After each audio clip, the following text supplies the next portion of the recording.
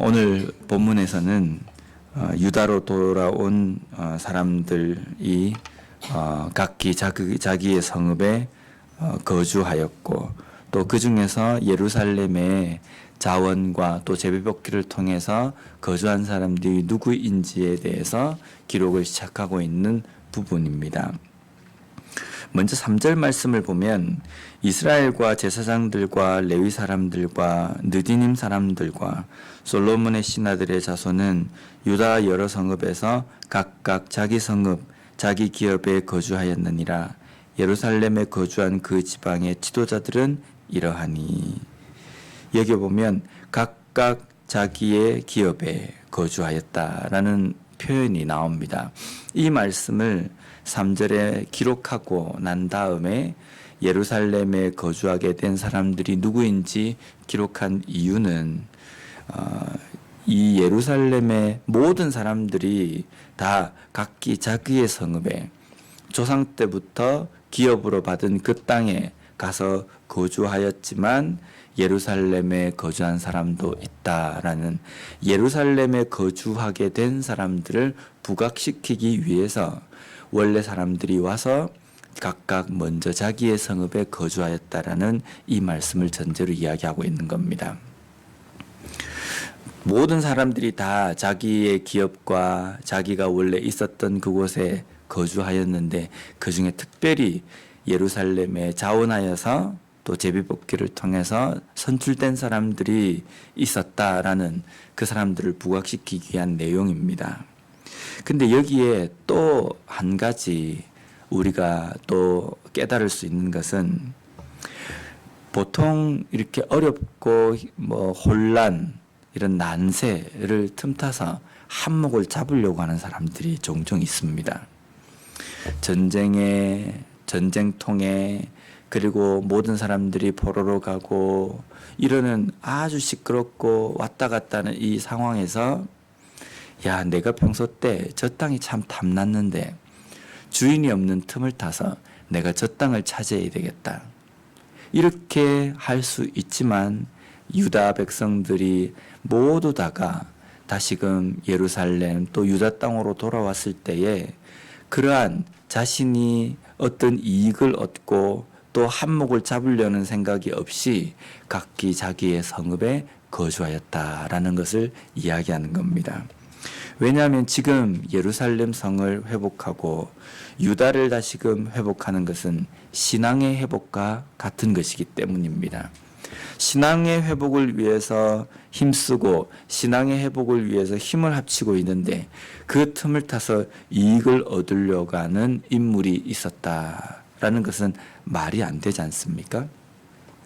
그래서 지금 이 유다 백성들은 영적인 회복을 위하여서 힘을 쓰고 또 힘을 합하는 이 상황 가운데에, 그 가운데에서 잘못된 삶을 선택한 것이 아니라 자신들이 기업으로 받았던 조상 때부터 거주했던 원래의 땅으로 다 돌아갔다, 정직하게 돌아갔다라는 것을 이야기하고 있습니다. 또 한 가지 이 부분을 통해서 우리가 깨달을 수 있는 것은 하나님의 은혜입니다. 하나님께서 이들을 도무지 가능성이 없고 가망이 없는 노예 생활 가운데서 귀환해서 다시금 원래의 자리로 돌아오도록 하셨다라는 것을 이야기하고 있다는 겁니다. 유다 백성들 입장에서도 안 그렇겠습니까? 노예로 끌려가는 가운데에 우리가 이제 가면 한 1년이나 2년 있다가 2년만 바짝 고생하면 다시 돌아올 수 있을 것이다, 이런 생각을 못했을 겁니다. 이제 우리는 꼼짝없이 바벨론의 포로로 가서 그 땅에서 우리가 죽어서 묻히겠구나 라는 생각을 했을 겁니다. 그런데 그런 기약 없고 가망이 없는 그러한 생활 가운데 하나님께서 이들에게 은혜를 베풀어 주셔서 다시금 원래의 그들의 땅으로 돌아오게 하셨다라는 겁니다. 이 고백은 하나님께서 우리에게 베풀어 주신 기적이다라는 겁니다. 오늘 우리의 삶에서도 우리 개인의 신앙의 회복, 교회의 회복을 위해서 기도한다고 한다면, 회복이라는 것은 원래 있던 자리에서 조금 다른 곳에 갔다가 다시 원래 있던 자리로 돌아오는 것을 이야기합니다. 이것을 회복이라고 이야기합니다. 이 회복이라는 것은 다시금 돌아올 수 없는, 기약 없는, 가능성이 없는 것을 다시금 원래대로 돌아오게 하는 것. 이것은 하나님의 절대적인 주권이라는 겁니다.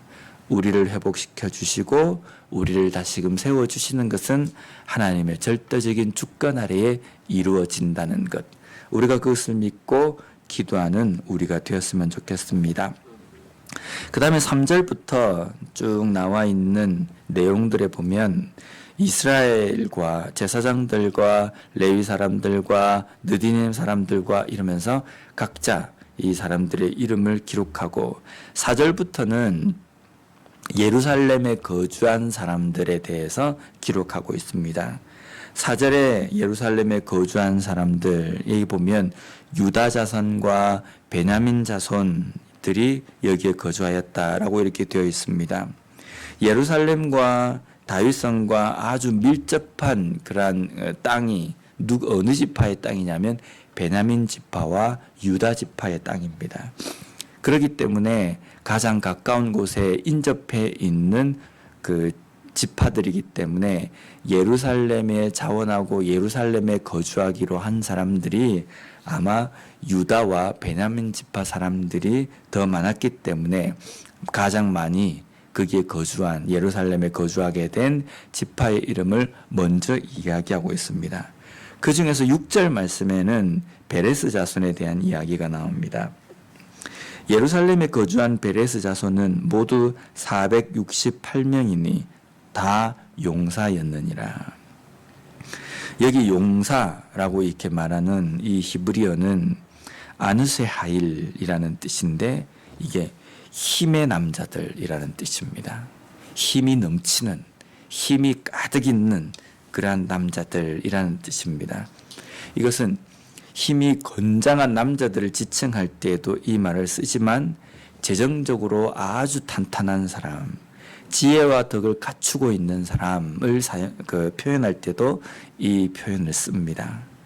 그러면 지금 베레스 자손이 예루살렘에 거주하게 되었다라는 것은 힘도 있어서 예루살렘을 방어하는 데 큰 도움이 되는 자손들이기도 하지만 지혜와 덕이 있어서 이 예루살렘을 잘 운영하고 이끌 수 있는 사람들이 거기에 갔다라는 뜻도 있고 또 재정적으로도 아주 넉넉한 사람들이 가서 예루살렘의 보탬이 되었다라는 그 말씀도 여기에 포함되어 있다는 겁니다.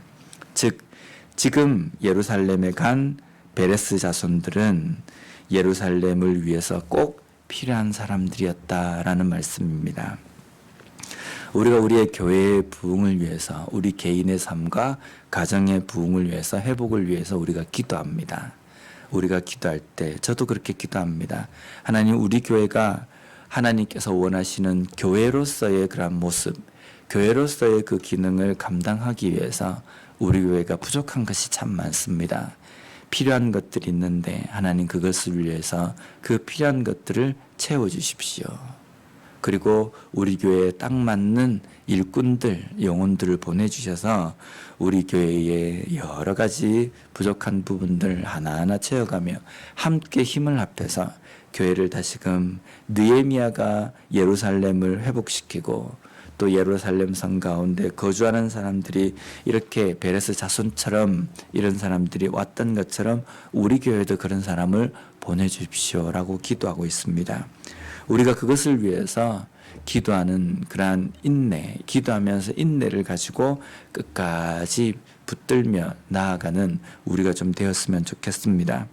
분명 우리의 눈에는 어떤 증거도 보이지 않고 가능성도 보이지 않고 뭔가 할 수 있을까라는 그런 생각도 들지만 그건 우리 생각이지 않습니까? 우리는 그렇게 힘이 없고 능력이 없고 가능성이 보이지 않는다 할지라도 하나님께서 하시기 시작하면 이거는 문제도 아니라는 겁니다. 그렇기 때문에 철저하게 하나님의 권능과 하나님의 힘과 하나님의 그 능력을 믿고 끝까지 인내하면서 우리 교회의 부흥과 우리 개인의 신앙의 부흥을 위해서 기도할 수 있는 우리가 되었으면 좋겠습니다. 기도하겠습니다.